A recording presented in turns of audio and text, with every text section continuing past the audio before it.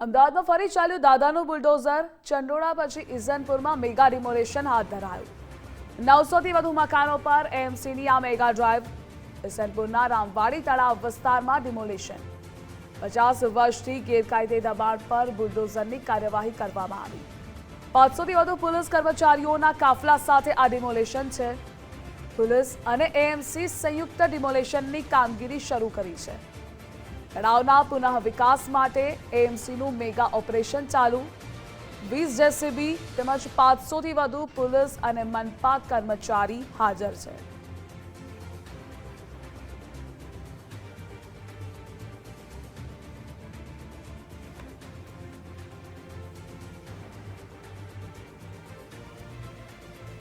તો અમદાવાદના ચંડોળા તળાવ બાદ સૌથી મોટું આ બીજું ડિમોલેશન હાથ ધરાયું છે.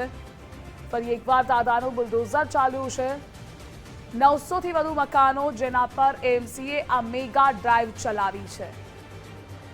ઇસનપુરના રામવાડી તળાવ વિસ્તારમાં ડિમોલેશન હાથ ધરાયું છે. 50 વર્ષથી ગેરકાયદે દબાણો હતા જેને દૂર કરવા માટે આ કામગીરી કરાઈ રહી છે. 500થી વધુ પોલીસ કર્મચારીઓનો કાફલો છે અને આ ડિમોલેશનની કામગીરી થઈ રહી છે.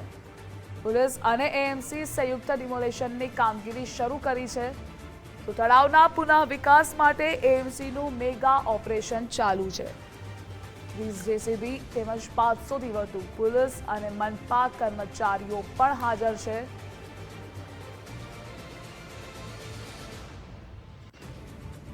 તો પોલીસ અને એએમસીની ટીમ દ્વારા આ કામગીરી કરાઈ રહી છે. ગેરકાયદે દબાણોને દૂર કરવામાં આવી રહ્યા છે. ચંડોળા તળાવમાં ડિમોલેશન થોડા સમય પહેલા હાથ ધરાયું હતું અને ત્યારબાદ આ બીજું સૌથી મોટું ડિમોલેશન મનાઈ રહ્યું છે. 900થી વધુ મકાનો જેની સામે એએમસીની આ ડ્રાઈવ ચાલી રહી છે.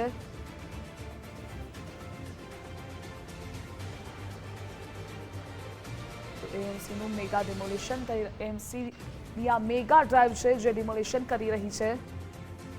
ઇસનપુરના રામવાડી તળાવ આસપાસના દ્રશ્યો પણ આપ જોઈ રહ્યા છો. 50 વર્ષથી ગેરકાયદે દબાણ પર બુલડોઝરની કાર્યવાહી કરાઈ રહી છે. 500થી વધુ પોલીસ કર્મચારીઓનો કાફલો પણ તહેનાત છે.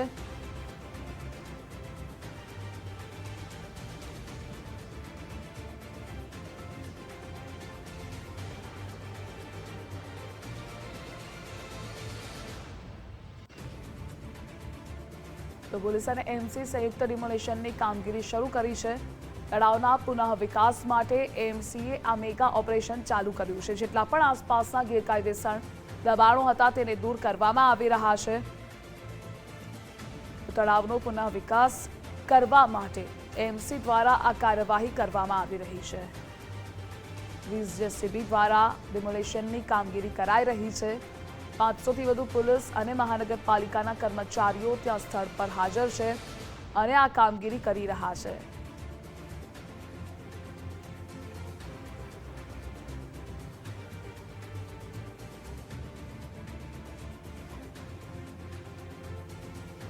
તો અમદાવાદમાં જે ડિમોલેશન થઈ રહ્યું છે ઇસનપુર આસપાસનો આ વિસ્તાર દ્રશ્યમાં આપ જોઈ રહ્યા છો. ગેરકાયદે દબાણો પર દાદાનું બુલડોઝર ફરી વળ્યું. 20 જેસીબી દ્વારા ડિમોલેશનની કામગીરી કરાઈ રહી છે. તો પહેલા ચંડોળા તળાવ અને ત્યારબાદ આ બીજું મોટું ડિમોલેશન હાથ ધરાયું છે.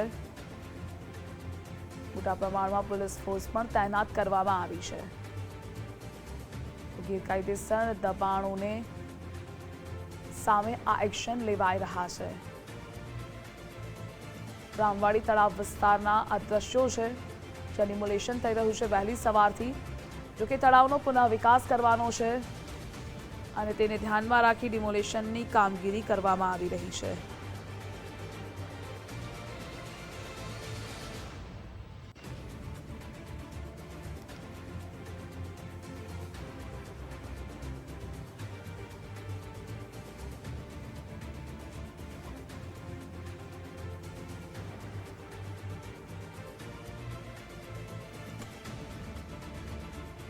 તો અમદાવાદના ઇસનપુર તળાવમાં મેગા ડિમોલેશન થઈ રહ્યું છે.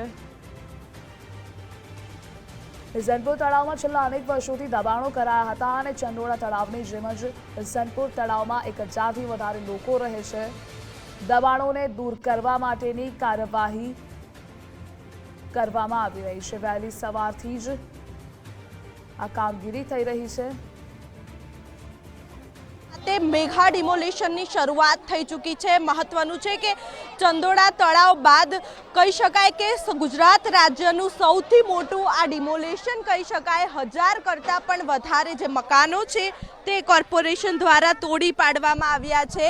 આ જે દ્રશ્યો છે તે અમદાવાદના ઈસનપુર રામવાડીના દ્રશ્યો છે હાલ કે જે મેગા ડિમોલિશન છે તેની શરૂઆત થઈ ચૂકી છે અને અહીંયા લગભગ 900થી 1000 જેટલા જે કાચા પાક્કા જે મકાનો છે તે અહીંયા બનાવવામાં આવ્યા હતા અને ત્યારબાદ કોર્પોરેશને 1 મહિના પહેલા અહીંયા તમામ જે મકાનો છે તેમને નોટિસ પાઠવી હતી મકાન ખાલી કરવા માટેની.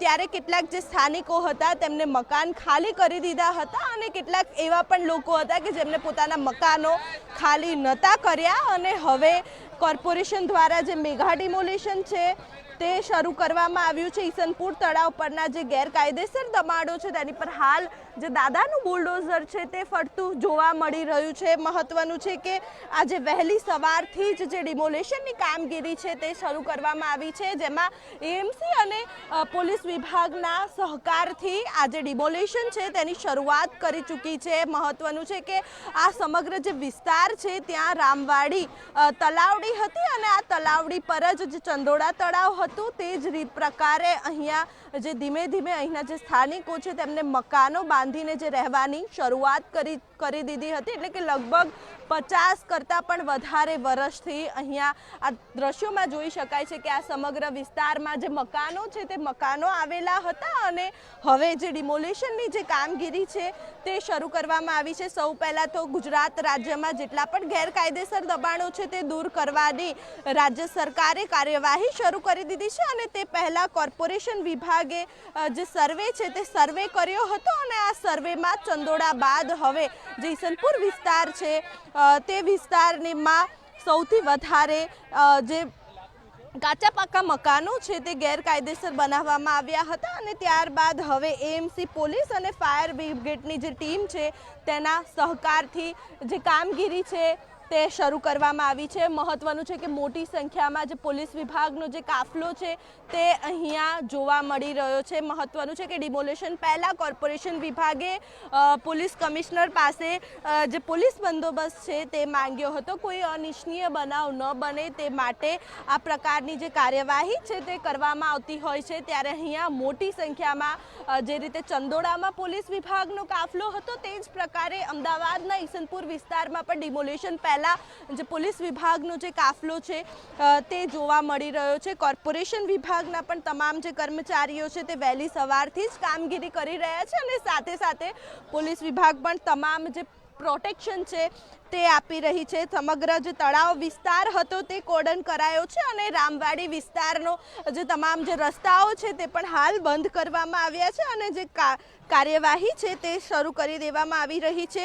ડિમોલિશન પહેલાં કેટલાક રહેવાસીઓ એવા પણ હતા કે જેમને પોતાનો સામાન લઈને એટલે કે ઘરવખરી લઈને જે મકાનો છે તે મકાનો ખાલી કર્યા હતા. હવે ચંદોળા તળાવ બાદ હવે ઈસનપુર તળાવના જે પૂર્ણ વિકાસ છે તે માટે એએમસીનું જે મેગા ઓપરેશન છે તે શરૂ કરી દેવામાં આવ્યું છે, જેમાં 20 જેટલા જે જેસીબીની મદદથી જે તોડફોડની જે કામગીરી છે તે ખાસ કરીને શરૂ કરી દેવામાં આવી રહી છે. 1000થી વધુ સંસાધનો સાથે જે તંત્ર છે તે તંત્ર કામ પર લાગી ગયું છે અને અગાઉ પણ દક્ષિણ ઝોનમાં જે રજૂઆત છે તે રજૂઆત કરી હતી અને તળાવ આસપાસના જે મકાનો છે તે મકાનો પર ડિમોલિશનની જે કામગીરી છે તે શરૂ કરવામાં આવી રહી છે. એટલે કે ગુજરાત રાજ્યનું સૌથી મોટું આ ડિમોલિશન કહી શકાય, કારણ કે ચંદોળા તળાવ બાદ હવે જ્યારે વિકાસનું કામગીરી કરવા માટે આ જે ડિમોલિશન છે તે શરૂ કરી દેવામાં આવ્યું છે.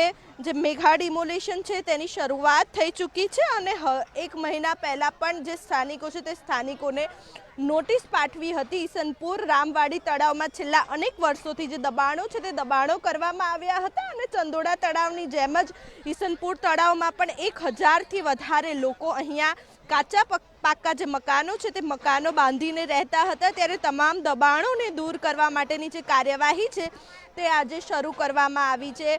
20 જેટલા જેસીબી મશીન અને 500 મ્યુનિસિપલ કોર્પોરેશનના તમામ જે કર્મચારીઓ અને મજૂરોએ ચુસ્ત પોલીસ બંદોબસ્ત વચ્ચે ડિમોલેશનની જે કાર્યવાહી છે તે શરૂ કરી દેવામાં આવી રહી છે. મહત્વનું છે કે 1 મહિના પહેલા સ્થાનિકોને જે નોટિસ છે તે નોટિસ આપવામાં આવી હતી કે ડિમોલેશન કરવામાં આવશે ત્યારે તમામ મકાનો ખાલી કરી દેજો, પરંતુ તેમના દ્વારા જે વૈકલ્પિક વ્યવસ્થા છે તે માંગવામાં આવી હતી કે જ્યાં સુધી વ્યવસ્થા નહીં કરી આપે તંત્ર ત્યાં સુધી તેઓ પોતાની જગ્યા નહીં છોડે તે માટેની બાંયધરી જે તે સમયે તેમને મૌખિક રીતે આપી હતી, પરંતુ તેના પર અમલ ન કરવામાં આવતા ફરી એક વખત સ્થાનિકોને મકાન ખાલી કરવા માટેની જે નોટિસ છે તે નોટિસ આપી હતી અને તેના જ કારણે કેટલાક જે ઉગ્ર વિરોધ છે જે સ્થાનિકો વચ્ચે થયા હતા અને તેમને દક્ષિણ ઝોનની ઓફિસ પર એટલે કે મણિનગર ખાતે જે વિરોધ પ્રદર્શન છે તે પણ કર્યા હતા અને તેમને સમયસર પોતાનું વૈકલ્પિક ઘર મળી રહે તેવી પણ રજૂઆત જે છે તે કરી હતી, પરંતુ હાલ જે કામગીરી છે તે કરવામાં આવી રહી છે, કારણ કે ગુજરાત હાઈકોર્ટના નિયમ અનુસાર કોઈપણ કામગીરી કરવા પહેલાં નિવાસ કરતા લોકોને ખાસ કરીને નોટિસ આપવામાં આવતી હોય છે અને તે જ રીતે અહીંયા પણ આ જ પ્રકારની જે કાર્યવાહી છે તે કોર્પોરેશન વિભાગે કરી હતી અને આ સમગ્ર જે વિસ્તાર છે તે વિસ્તાર ઉપર ગેરકાયદેસર બાંધકામ હતા અને તેને જ હવે જે દૂર કરવાની જે કામગીરી છે તે હાલ કરવામાં આવી રહી છે. જી જોડાવા બદલ આભાર આપનો.